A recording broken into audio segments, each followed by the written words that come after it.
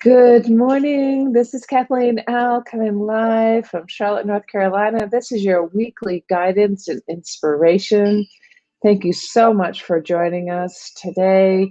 Or this week is the very end of 2020, and what a blessing it is for all of us. We can look at 2020 as one of the worst years that there was, or we could take a look at 2020 and say, what was beautiful within the year, and how can we use that to our advantage? Clearly, 2020 has presented plenty of challenges, and it also has presented some amazing gifts.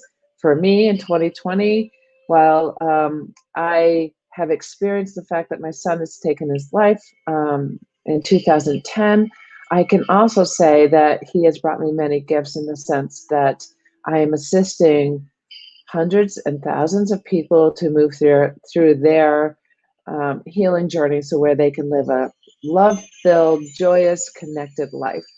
And I'm grateful for my son Logan for being with me and being my partner. And how I'm doing that is through, I wrote 3 international bestseller books last year, in 2020, I should say.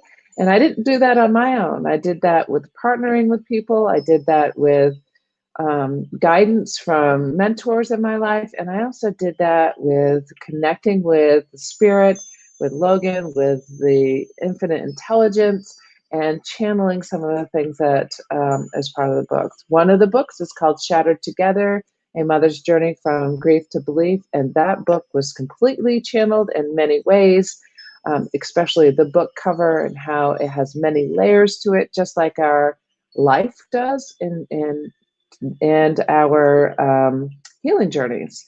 And so today's inspiration is or this week's inspiration is, how are you going to step into 2021?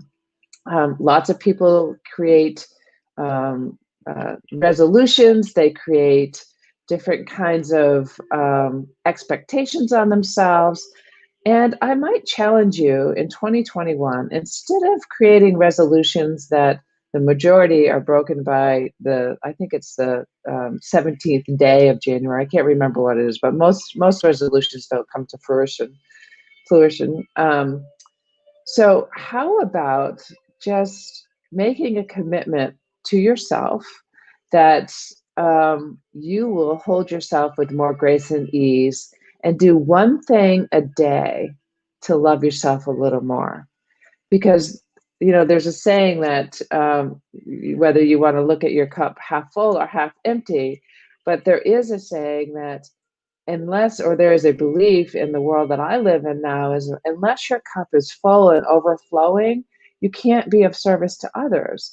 You can serve people from your overflow. Hello, Joanne. Thank you for joining us. And please, anybody who is here, just go ahead and say hello and let me know that you've joined us. And I would love to have you be part of this world. So anyways, the challenge for you this week, or the encouragement for you this week, is to hold yourself with love, grace, and ease, and do something loving for yourself, so where you can serve others in the same way. Well, hello, Carolyn. Welcome back. So this week's messages are being guided by the angel deck of Kyle Gray. Hi, Gwen. Thanks so much for joining. So I'm just going to pull 3 cards and for the week, for your weekly messages. So let's see, what is it you need? You'd like us to know through these cards. So we may serve in our highest and best for this week. Let's see. So glad to have so many people with me today. It's excellent. Okay. First one is earth and ground. So this week is about grounding, about staying connected, not to get too caught up in the thoughts. Second is self-acceptance. Again, it goes back to loving yourself a little more. This week's, and the third is spiritual growth. So for this week, bringing in the new moon, bringing in the new year, trusting that you're on the right path. I'm just going to show you earth and ground. This is earth and ground. So important in order to stay centered, to bring the new year in the best way that you can is to connect to yourself, your internal self, to create daily practices. And maybe that's one of the things you do is just create a practice. Just add one thing to your morning practice is to meditate for 5 minutes. Start with 5 minutes. And if you're a meditator, add 5 minutes to your meditation. Because when you meditate, it really is bringing you down into your center. And how you can meditate is, if you're not a meditator, how you can meditate is just focus on your breathing. You close your eyes, sit in a quiet space or as quiet of a space as you can, and connect to your breath. Just follow it flowing in and out, in and out, in and out. And as thoughts come, just think the thoughts and allow them to go. Don't focus on those thoughts because your brain will automatically have thoughts coming through. And don't judge it. It just happens. Allow it to flow through and say thank you, and then focus back onto your breath. So every time you get distracted, come back to your breath. So just do that for 5 minutes a day. And then after a month, add 5 minutes. So it really makes a difference. Self-acceptance is part of this week. Really accept all of who you are. There are times we've made decisions that we often judge. And I can be, for one, I've made decisions in my life that I could be judging right now, and I did for many, many years. There may be people out there judging me for decisions I've made, and I don't, it's okay. That's their journey, not mine. What other people think of me is none of my business. It's what I think of me. It's what I believe in me. So self-acceptance is really all the decisions you've made, all the things that have occurred in your life. It doesn't matter whether you think it's positive or negative. It's about loving all of you and using every single experience as a teaching moment for you. As what is it that I can do differently today based on the decisions and my knowledge today that I didn't have before. So really love and accept yourself. And lastly, spiritual growth. Part of your spiritual growth in 2021 is really connecting to yourself, loving all of you. It goes back to the self-acceptance and connecting and grounding. So how can your spirituality grow?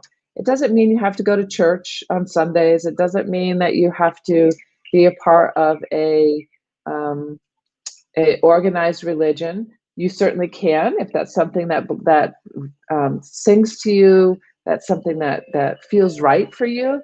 Join a religion. Watch it on YouTube. You know, obviously, right now we're not able to do a lot live with a group of people, and yet don't let that limit you. Don't let that stop you from taking that step forward and joining people. What I've done this week is I've made calls. I've connected to people that I haven't really talked a lot with, and I've created a Zoom link each night. Every night this week, I have a call with someone that I haven't talked to for a while. And I'm actually giving back in some of those calls. Some of those calls, I'm doing some readings with my friends that I haven't talked to for a while. I feel like when I'm being of service to my friends, then I get to enjoy that, and I get to be part of their joy. So do things that can create community for you. Step into something that feels good for you, and start to just work inwardly on what works for you. So good morning, Lynn. Thank you for joining. I'm so glad you're here. So just a review on the 3 cards. It's earth and ground. Ground yourself by meditating, going for a walk in nature, being quiet, take the earbuds out, don't turn the music on, connect to what's around you. The second is self-acceptance, how you become more accepting of yourself. Let go of the guilt, the shame, the self-blame. I say let go of it, move through it. Let the emotions move through. And this week is a perfect week. I'm just kind of adding a little here. This week we have a full moon. I think it's tomorrow night or tomorrow.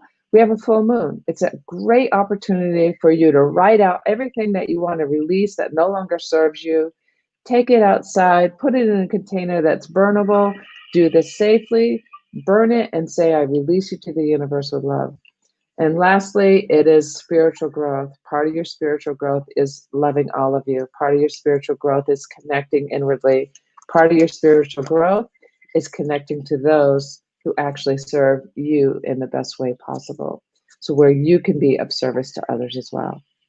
I hope this week's message has been helpful for you. Look for next week's message, and I hope you have a fabulous New Year's. I hope you are able to release everything that you'd like to release on the full moon and enjoy your week. I'll see you next week. Take care.